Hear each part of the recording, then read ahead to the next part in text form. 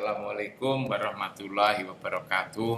Waalaikumsalam warahmatullahi Alhamdulillah, wabarakatuh. alhamdulillahirabbil alamin. Wassalatu wassalamu ala asrofil anbiya'i wal mursalin.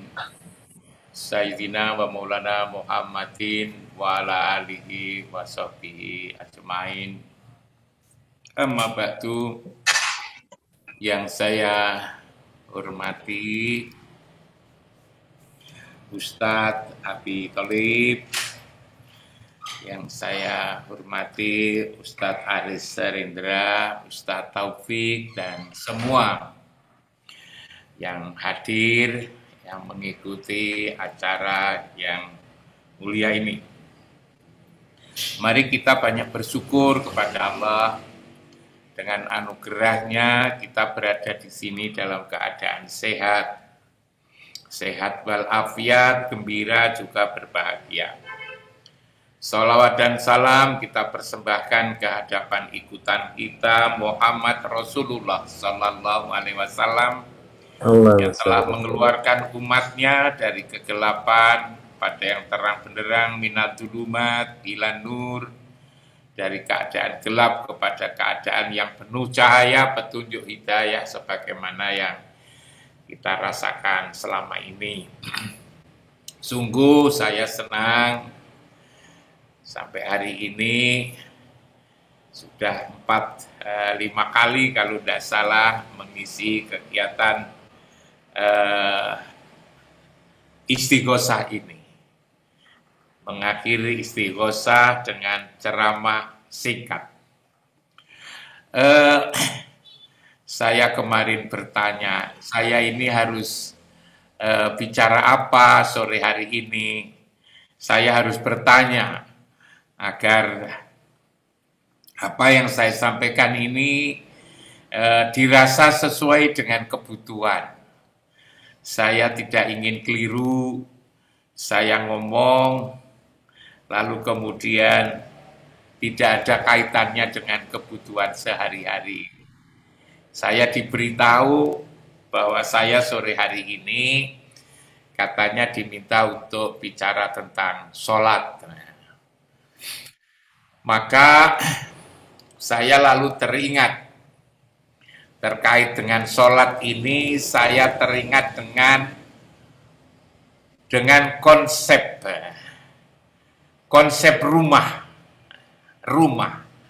rumah ini sedemikian penting dalam kehidupan ini.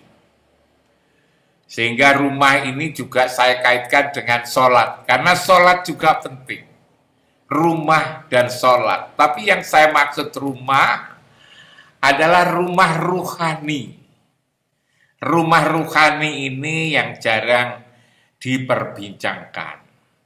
Padahal sebetulnya kita diingatkan oleh Allah di surat Ali Imran 96-97. Ustadz Aris Rinda dan Ustadz Abi Tholib. Ali Imran 96-97. Di sana dikatakan inna awwala baiti wudhi alinnasi lalladzi bibakata mubarakan wa hudalil alamin fihi ayatun bayyinatun maqamul Ibrahim wa man taqalahu kana aminah. Jadi yang mula-mula rumah dinyatakan untuk seluruh umat manusia adalah bibakata, adalah dibakah dan diberkati. Jadi kita punya rumah sebetulnya itu. Saya menerjemahkan itu adalah rumah ruhani. Kita ini terdiri atas jasmani dan ruhani. Kita ini semuanya. Kalau orang menyebut selalu sehat jasmani dan ruhani. Sehat jasmani tidak cukup kalau ruhaninya tidak sehat. Maka yang disebut sehat sempurna itu adalah manakala jasmaninya sehat, ruhaninya juga sehat. Sebenarnya kalau kita mengingat konsep rumah, maka tidak saja sehat, tapi juga damai, juga tenang, bahkan lalu kemudian bahagia kalau kita ini berada di rumah. Karena itulah orang-orang yang akan berumah tangga, yang akan membangun rumah tangga, kata rumah, maka lalu diingatkan kehidupan yang sakinah, mawaddah, warohmah. Itu terkait dengan rumah. Rumah begitu penting, penting sekali rumah ini. Maka orang yang meninggalkan rumah itu disebut jelek. Kalau meninggalkannya itu tanpa alasan dan tidak jelas. Orang yang meninggalkan rumah tanpa pamit itu biasanya dikasih istilah yang tidak menyenangkan, ialah minggat. Orang minggat itu adalah orang yang meninggalkan rumah tanpa pamit dan tidak jelas. Lalu orang yang minggat itu bagaimana? Maka lalu disebut gelandangan. Lalu kemudian disebut bambung. Orang minggat, bambung, gelandangan, pang. Anak-anak pang di perempatan jalan itu juga orang yang tidak terikat dengan rumah. Orang yang tidak terikat dengan rumah itu saya katakan jelek. Dan juga disebut liar. Apa saja yang dikasih identitas liar, maka lalu membahayakan, mengganggu. Apa saja yang disebut liar itu mengganggu. Misalnya ada kucing liar, anjing liar, babi liar, sapi liar, kambing liar, rumput liar saja itu dilihat tidak enak karena dia liar, tidak diurus. Apalagi manusia liar.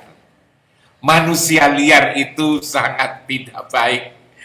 Anak-anak pang, coba Ustadz Aris Reda, Ustadz Abi Talib, sampai apa sanggup disuruh ngurus anak-anak pang di perempatan jalan itu? Diomongi dia tidak nganggep.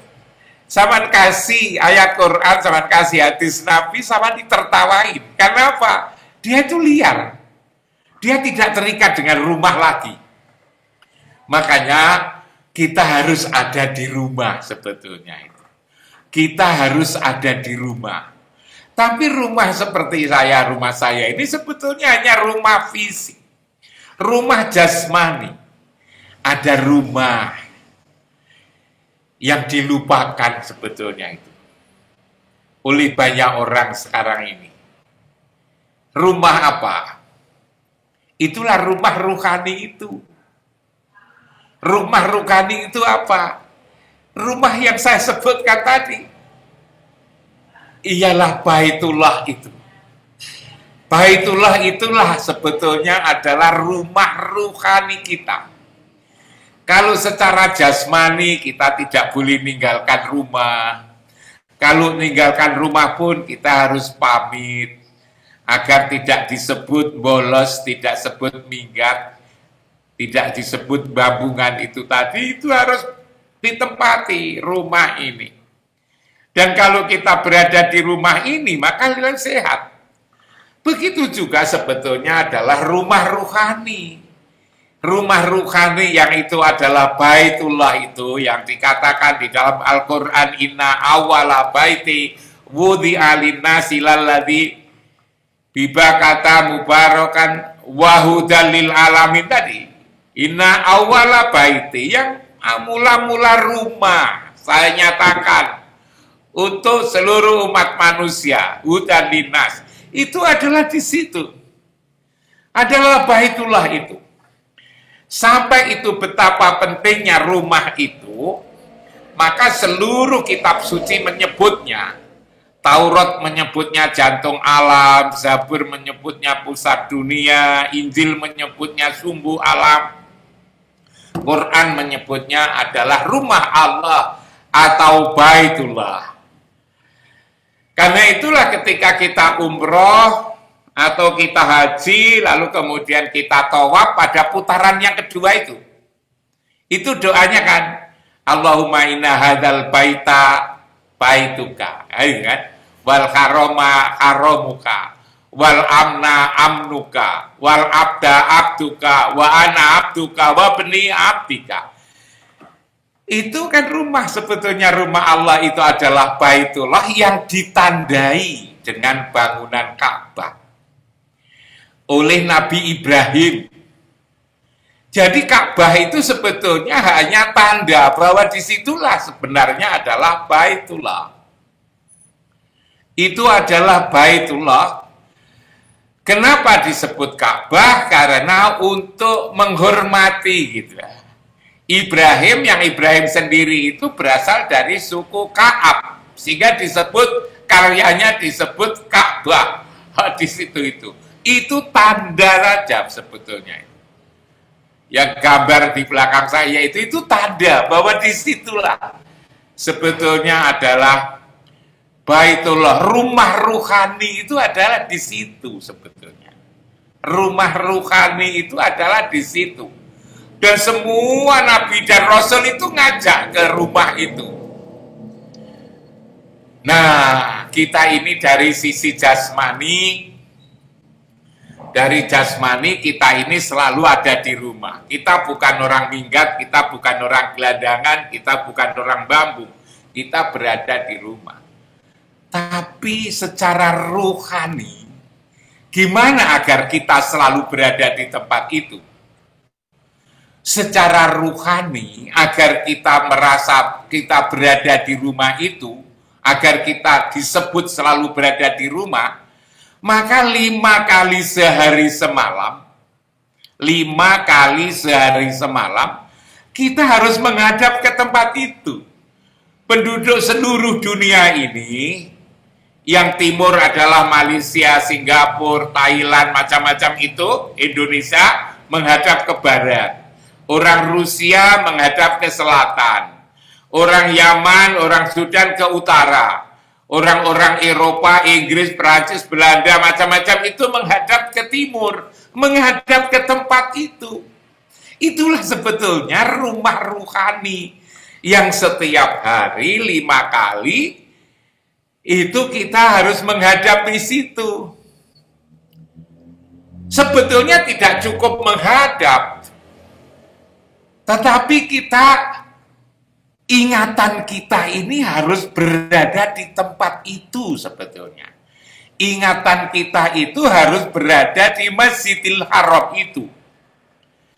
Maka lalu kemudian disebutkan bahwa di Al-Quran, barangkali Ustadz Abi Tholib sama Ustadz Rindra bisa membetulkan kalau saya salah. Dikatakan di sana bahwa qad naro taqalluba wajhaka fis sama falan waliyannaka kiblatan tardoha fawalli wajhaka sadarul masjidil haram. Jadi sungguh aku telah melihat engkau mengendahkan langit, mengendahkan tangan ke langit. Maka palingkanlah wajahmu ke kiblat yang kau sukai. Mana itu? Fawalli wajhaka satarul masjidil haram. Dikatakan juga wa ij'alna baita masabata linnasi wa amna. Wa taqitu mim maqami Ibrahim musalla, itu kan. Jadi diingatkan supaya kita menjadikan makom Ibrahim. Di situ ada makom Ibrahim sebagai tempat sholat. Tentu yang dimaksud dengan sebagai tempat sholat itu tidak mungkin kita sehari-hari 5 kali sehari semalam kita berada di tempat itu. Tidak mungkin secara jasmani, tetapi sangat mungkin secara ruhani. Karena ruhani ini sesungguhnya adalah cahaya. Ini adalah nur. Kalau itu cahaya, itu tidak pernah terhalang oleh tempat dan waktu. Saya sekarang ini kalau disuruh ngingat rumah saya di Trenggalek sana, saya bisa. Tapi kalau saya disuruh di sana, maka harus berjalan ke sana 4 jam. Tapi kalau ingatan saya, hari itu juga saya bisa berada di rumah saya, di kampung saya sana. Begitu juga ketika kita sholat. Ketika kita sholat menghadap ke rumah ruhani itu, hati kita, ingatan kita merasa berada di situ, itulah sebetulnya yang dituntut. Dan tatkala ingatan kita yang ada di situ itu, kita berada di rumah ruhani. Hanya jangan dianggap gampang.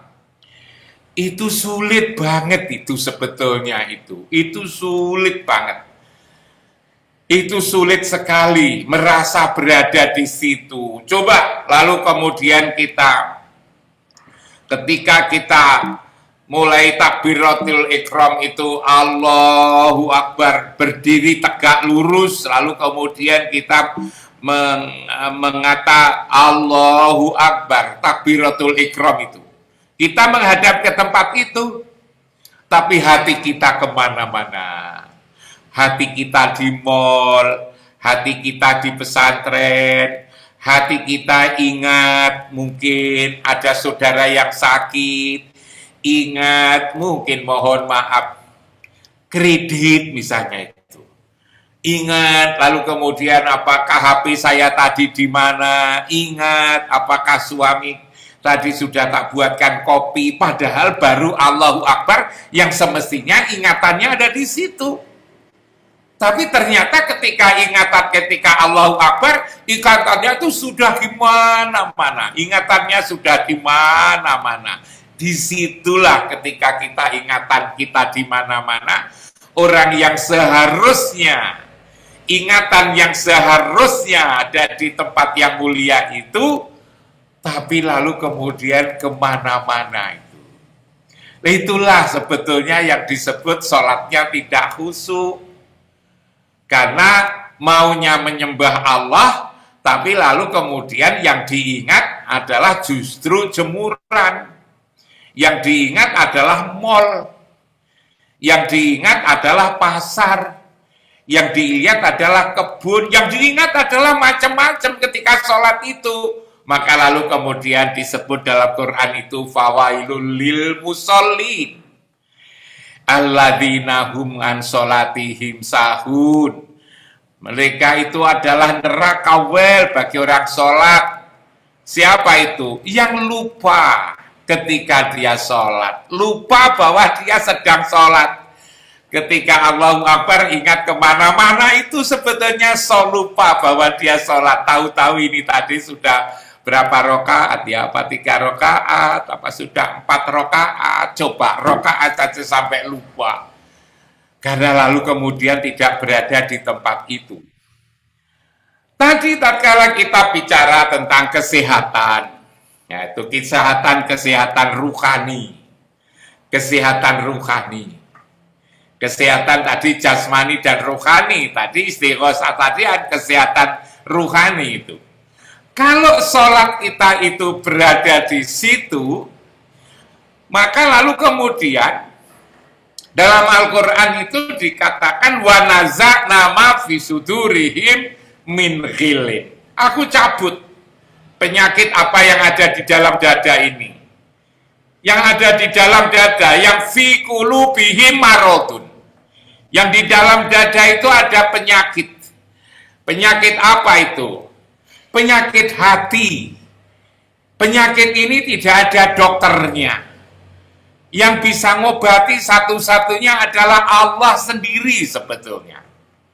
Dikatakan di sana wa naza'na ma fi sudurihim min ghillin. Aku cabut apa yang ada di dalam hati ini min ghillin. Penyakit dendam, penyakit iri, penyakit dengki, tamak. Nah, itu kan ajib, riya, sombong, takabur. Ini dicabut itu. Di mana nyabutnya? Nyabutnya adalah di tajri min tahtihal anhar, di tempat yang di bawahnya mengalir sungai. Di bawah bangunan Ka'bah, di bangunan lingkungan Masjidil Haram itu, di situ ada air mengalir. Itulah yang namanya Zam-Zam itu. Yang namanya Zam-Zam. Yang airnya sepanjang masa tidak pernah habis. Sehari-hari disedot berapa ribu liter saja. Itu tidak pernah habis. Orang tidak perlu mengkhawatirkan di situ kehabisan air. Padahal sehari itu kalau musim haji, itu berapa itu? Orang tidak saja minum di situ, tetapi orang juga membawa pulang, coba. Tapi tidak habis-habis. Manakala ketika kita sholat, saya ulang, manakala kita sedang sholat, lalu hati kita berada di situ, maka dicabutlah penyakit hati ini. Dan kalau penyakit hati ini dicabut, maka lalu kemudian kita menjadi sehat. Dan kalau itu menjadi sehat, itulah disebut di dalam Al-Quran, inna sholata tanha anil fahsya wal munkar. Kenapa sholat itu mencegah perbuatan keji dan munkar? Karena memang penyakitnya itu sudah dicabut. Dicabut oleh Allah dan Rasulnya itu ketika kita sedang sholat, yang ingatan kita itu ada di tempat itu. Tapi kalau ingatan kita tidak di tempat itu, kita mengatakan Allahu Akbar, baca surat Al-Fatihah, lalu surat pendek, lalu ruku, iktidal, sujud, lalu kemudian duduk di antara dua sujud, duduk di antara dua sujud, lalu kemudian pikiran kita kemana-mana, maka dikatakan wa makana sholatuhum indal baiti, tidaklah sholat di baitullah illa mukaan wa tasdiyah, kecuali hanya bersiul-siul dan bertepuk tangan. Fadukul adaba bima kuntum takfurun, ingat azab Allah begitu keras karena kamu menserikatkannya. Kenapa disebut menserikatkannya? Karena katanya itu menyembah Allah, ketemu Allah, tapi ternyata pikirannya kemana-mana. Kejemuran misalnya, lalu mencampurkan antara Allah dan jemuran. Coba kan, ada kekeliruan di sini ini.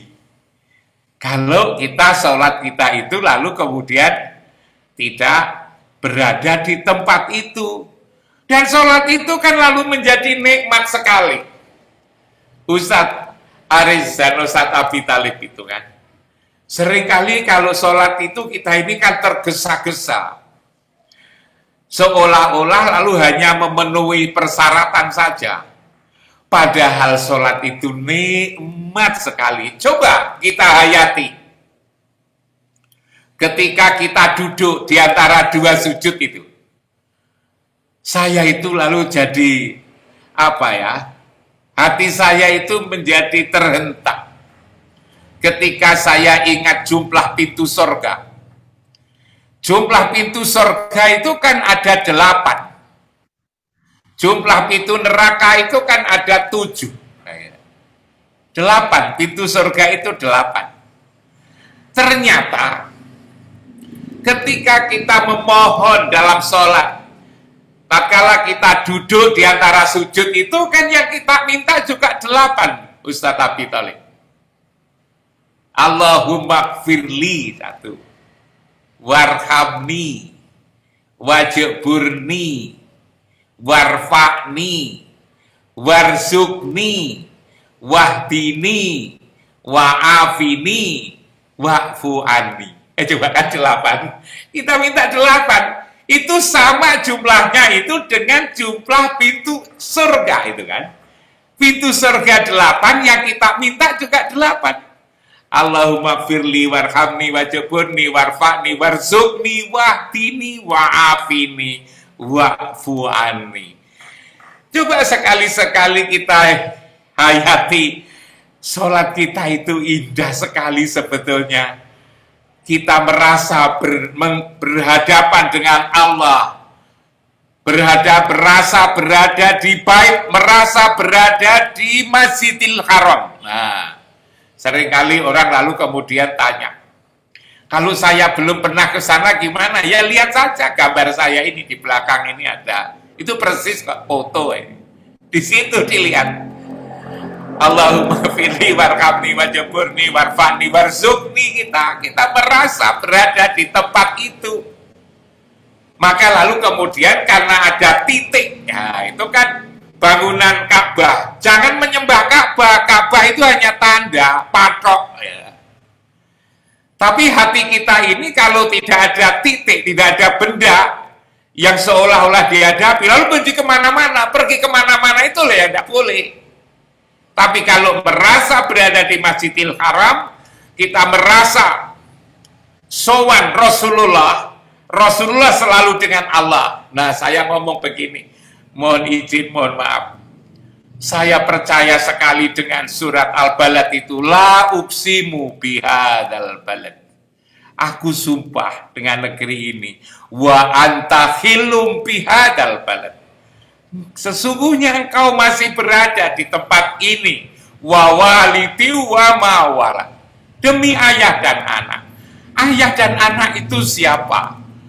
Di hadis qudsi dikatakan ayah itu sebetulnya adalah Muhammad Rasulullah, itu adalah bapaknya ruh, dan ruh kita ini adalah ruh anak daripada Muhammad itu sebetulnya. Maka lalu wawaliti wa mawalat. Kita datang sebetulnya ke tempat ini, tapi ini barangkali ada perbedaan mungkin ya, tapi saya mohon maaf kalau saya memahami seperti itu ya, sebetulnya memahami seperti itu. Rasulullah itu fisiknya ada di Madinah, dimakamkan di Masjid Nabawi. Tapi urusan agama itu sebetulnya bukan urusan fisik. Ruhani kita, agama itu adalah ruhani sebetulnya. Maka lalu kemudian kita ke tempat itu, merasa berada di tempat itu, di Masjidil Haram itu, merasa menghadap ke Baitullah, ke rumah ruhani. Kita berada di rumah ruhani. Maka tatkala kita berada di rumah ruhani, maka kita bukan lagi orang liar secara ruhani. Tetapi kita berada di rumah. Kita tidak lagi menjadi orang yang minggat, bukan lagi menjadi orang bambu, bukan menjadi orang gelandangan, bukan lagi pang secara ruhani, karena kita berada di rumah itu. Tapi kalau kita sholat saja tidak di situ, maka lalu saya bilang, jangan-jangan, kalau kita tidak berada di situ, jangan-jangan secara jasmani kita berada di rumah masing-masing, tetapi secara ruhani kita tidak berada di rumah ruhani. Dalam hal sholat saja, ketika sholat saja kita tidak berada di rumah ruhani. Dan kalau kita tidak berada di rumah ruhani, maka bisa jadi secara ruhani kita tergolong orang bambu. Kita tergolong orang minggat, tergolong orang gelandangan. Karena itulah lalu kalau dijak ngaji sulit, diomongi bantah, lalu kemudian hatinya galau, tidak tenang.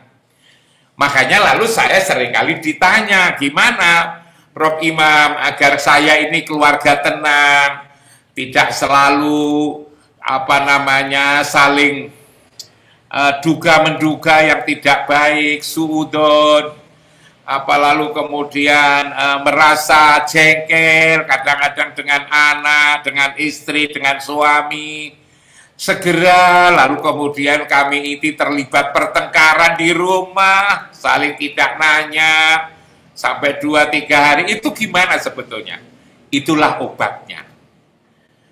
Kegalauan itu karena kita tidak sedang berada di rumah.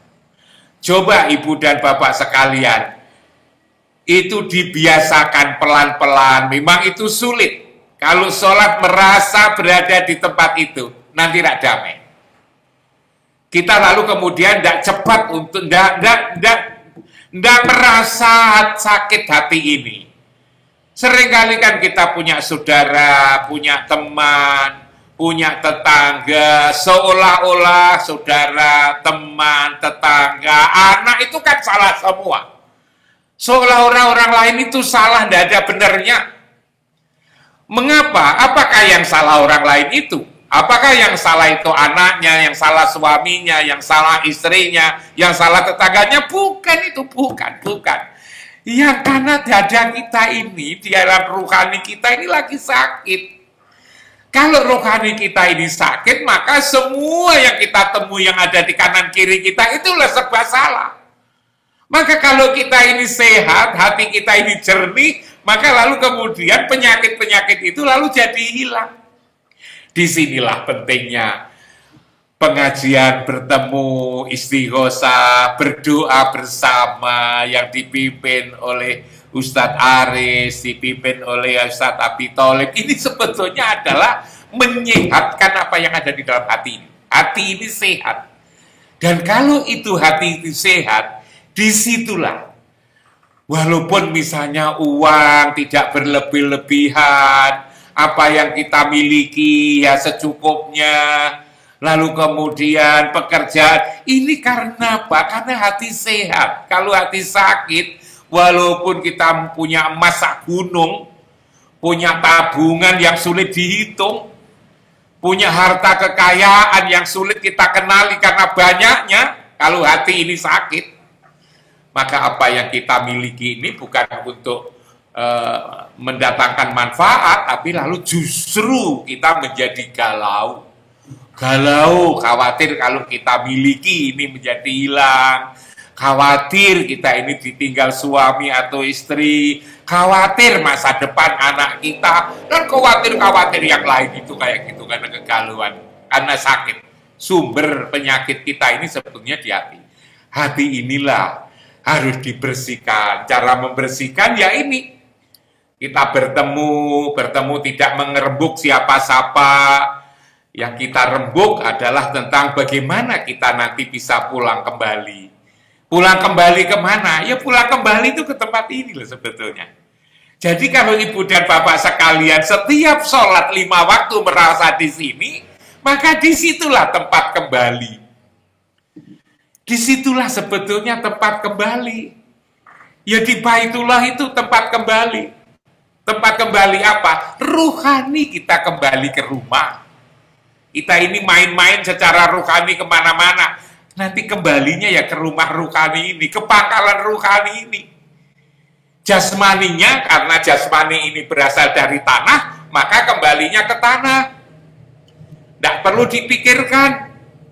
Nanti nyampe atau tidak, tersesat atau tidak, pasti itu tidak tersesat. Kalau itu hanya jasmani. Karena seringkali saya omongkan kalau jasmani itu tidak tersesat karena diantarkan oleh tetangga, oleh teman-teman, oleh keluarga, dipikul lagi. Kalau kita jasmani kita kan dipikul, kembalinya ke kuburan itu kan dipikul. Masa dipikul lalu kemudian tersesat? Kalau umpama kita tersesat, yang salah itu bukan yang dipikul, tapi yang mikul itu loh.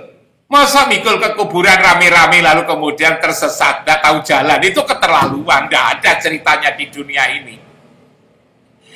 Yang jadi problem itu adalah ruhani ini loh. Yang disebut di dalam Al-Quran, summa sawahu wa nafakha fihi min ruh, gitu kan. Aku sempurnakan kejadian ini dengan aku tiupkan ruh. Lah, ruh itu ditiupkan oleh Allah. Maka kalau kembali ya kembali ke tempat asal, ke tempat ditiupkannya roh, disitulah pangkalan roh rumah ini. Nah, kalau kita bisa kembali ke tempat itu, maka kita menjadi bahagia, menjadi selamat. Kenapa bisa kembali? Karena sehari-hari kita selalu berada di situ dalam sholat. Maka kalau kembali, maka menjadi enak. Bahkan ketika sholat itu sebetulnya kita sudah kembali. Nah, problem itu kan kalau tidak bisa kembali, tidak tahu jalan kembali, tidak tahu tempat kembali. Tatkala innalillahi wa inna ilaihi rajiun kan tidak tahu jalan kembali, tidak tahu tempat kembali, tidak punya bekal untuk kembali. Kalau tidak tahu jalan kembali, tempat kembali kan bingung.